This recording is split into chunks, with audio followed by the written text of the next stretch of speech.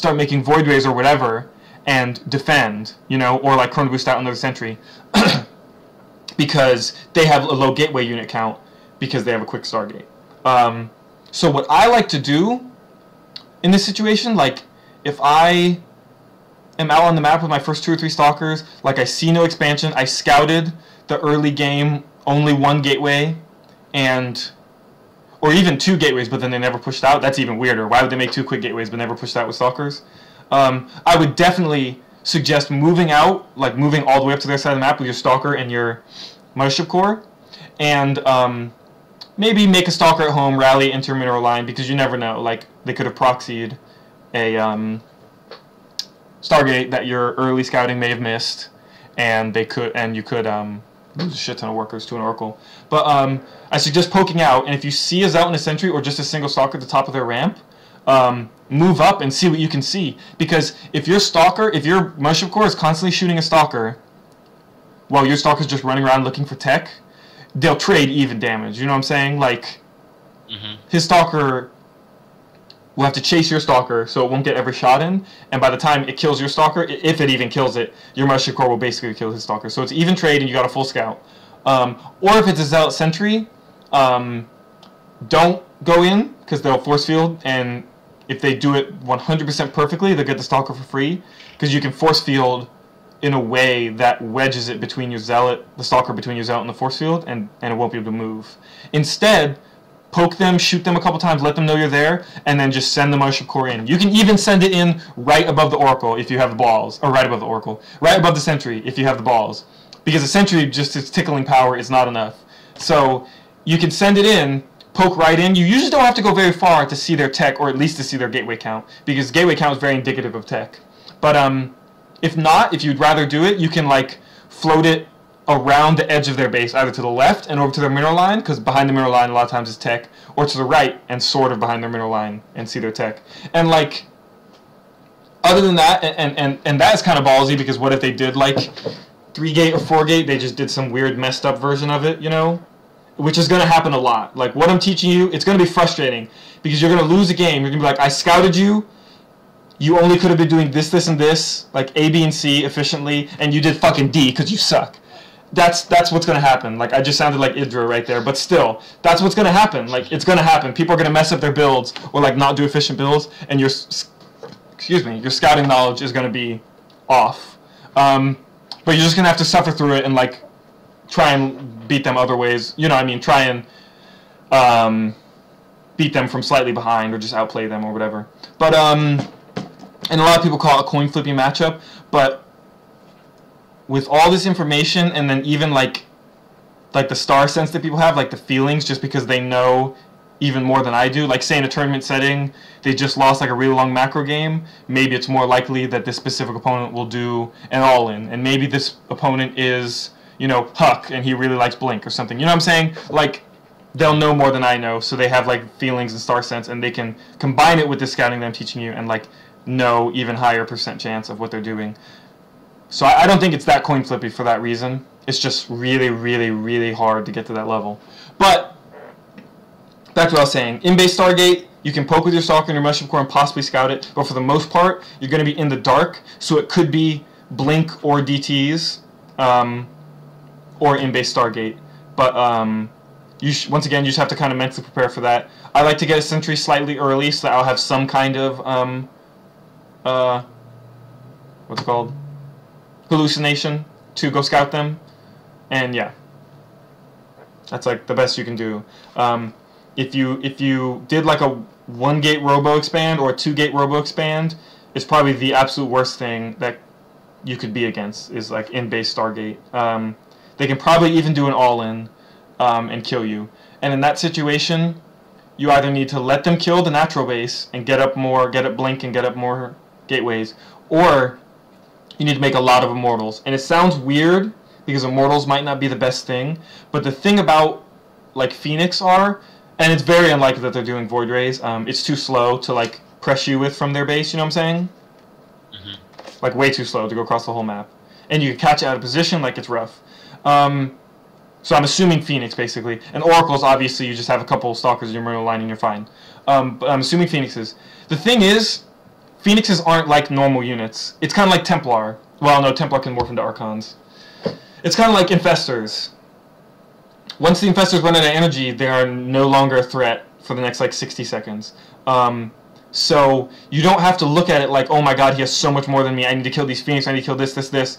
You need to just look at it as, I need to survive long enough so that he has no more lifts, and you need to focus on killing his ground army. Only in that situation specifically. Because if you have Blink Stalkers or something like that, then you definitely want to focus fire the, like try and blink properly, and make sure you don't lose any Stalkers, and focus fire the Phoenix, because the Phoenix are the things that can lock you down and make you not blink, which gives him guaranteed kills the Stalkers, you know what I'm saying? But in this specific scenario, like 2-gate expand with Robo, you need to make Immortals, you need to make Sentries, you need to Photon Overcharge, and you need to focus on killing his Zealot count and surviving until his Phoenix are useless.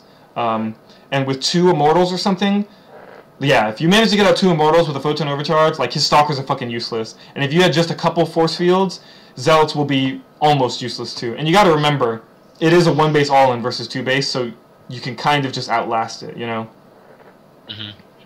Like rallying Phoenix all across the map is not that strong, so for the most part he's just gonna have 3-gate production, and you should have thrown up a 3rd gate once you realize it was Stargate, and you should have 3-gate production and Immortal production, off of a few more workers than him, not really that many more. It depends on, well, no, I mean he has to build up however many Phoenix and then bid his proxy pylon. You'll have some time to make a few workers, but yeah. All right, in-base Stargate. That's basically everything besides proxy all-ins before Warp Gate Tech type stuff. And there's 3 of those we can talk about. I'm sure you're familiar with them, or at least 2 of them. Familiar with Proxy 2-gate, Proxy Gate with Cybercore. Yep. I think that's it. And Cannon Rush. Oh, yeah. Yeah, duh. Who doesn't know that? Yeah, so Proxy Gate with Cybercore is pretty new, and it's pretty awesome. I kind of want to learn it. It's a lot of fun whenever I have to micro against it. Like, I lose sometimes, like maybe 30% of the time, but I feel like I do well against it, and it's just a lot of fun. It's like, shit. Like, whoever gets Stalkers out quicker has a pretty decent advantage. It's like, oh shit, he had Stalkers out. And especially if you misread it, you're like, oh shit, he's Proxy 2-gating me. I need to, like, cancel my gas and make only Zealots. It's, like, rough in that situation. But it's still winnable. It's still winnable. If they didn't... You should have a higher Zealot count, and if they didn't put a proxy pylon up on your high ground, you can definitely win. And if they did put one up, you just have to, like, survive until you can kill that, or survive until you have Stalkers, and then you'll be okay. But we'll talk about that in a minute. So, Cannon Rush. The thing with these... Well, just all of these. The thing with these builds... It's going to be hard for me to say, like, oh, you do this and you're going to win, you know? Because I can't tell you how many times I fucking scouted a proxy 2-gate. Because I scout. My first scout worker, I'll show you exactly what I... In fact, this map is a special case because it's got a big fucking main base. So you have to scout even extra hard. And I will tell you exactly what I fucking do.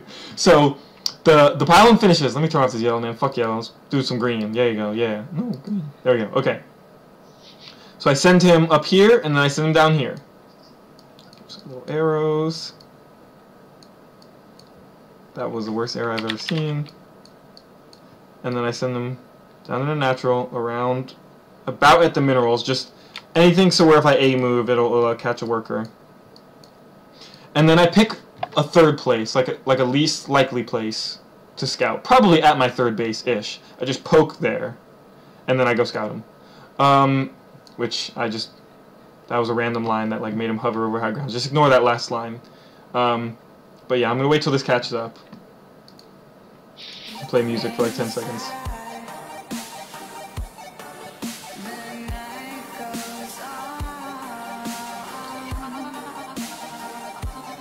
Okay, do you see the green?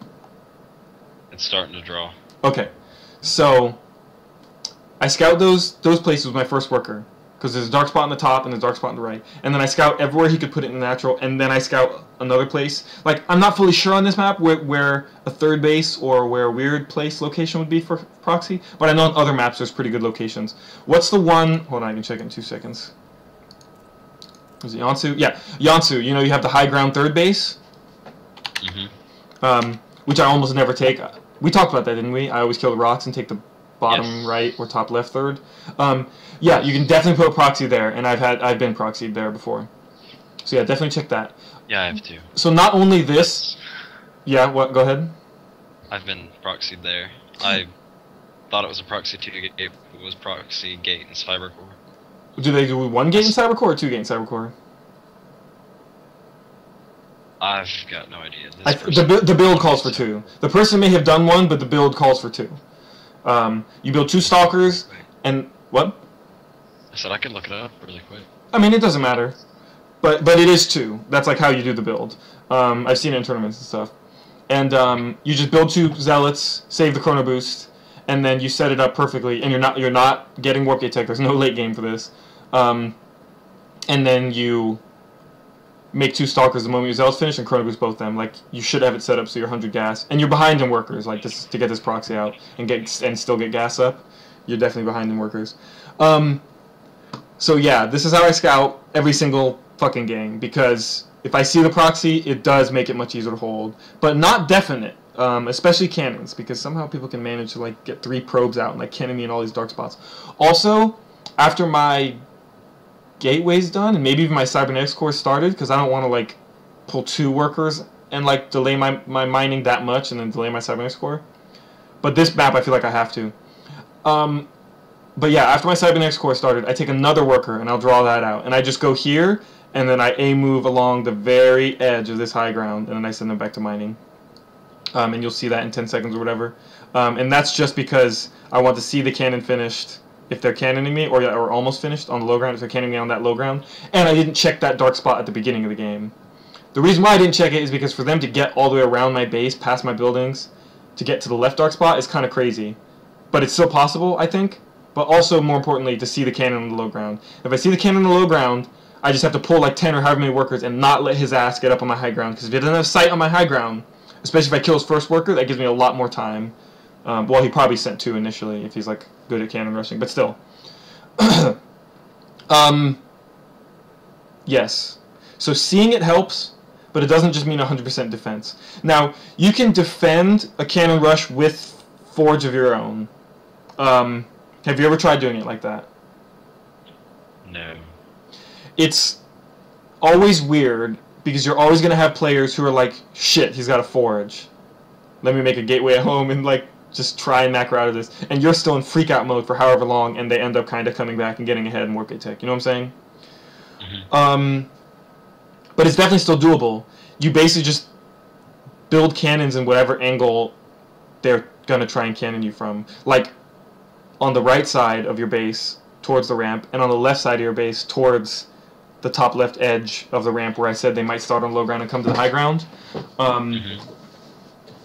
So like you just build them, and if you start your cannon before before a cannon gets started, that when it finishes will be in range of your cannon, then you're good to go. Basically, did that make sense when I said that? I don't think so, actually. Okay, so if you start cannon A, and then they start cannon B, like cannon A at the left angle by your gas, where I'm saying, and they start cannon B close enough so it'll be in range of your cannon A, but you started cannon A first, you're basically good. Okay. So I understand. Yeah, so that's the benefit. You defend by zoning them out. Like, they can't put a cannon in range of this cannon, or my cannon will shoot it. And if they put a cannon in range of this cannon while my cannon's building, it may be like, oh, your cannon's building, you can't stop me. But my cannon was ahead of yours, so unless you're building like 3 cannons at once, and like you cancel the first one, and your second one finishes and third one finishes, like, there's no way. And they don't have that kind of economy to do that. So that's the benefit of using cannons to defend cannons, but it's kind of rough, because a lot of the times you won't see it straight away, and a lot of times you might even already have your gas down. So that's 75 minerals you just like straight out the window, forgetting your simulator. So a lot of the times what you have to do, and I've seen Minigun do this, and he's actually had a hard time too, you actually don't make a mothership core. I have made a mothership core and somehow won before, but every other time I've done it, I've lost. Because I like to make a mothership core and then go across the map and then just stop him from mining, but like, what does that matter if I'm just dead?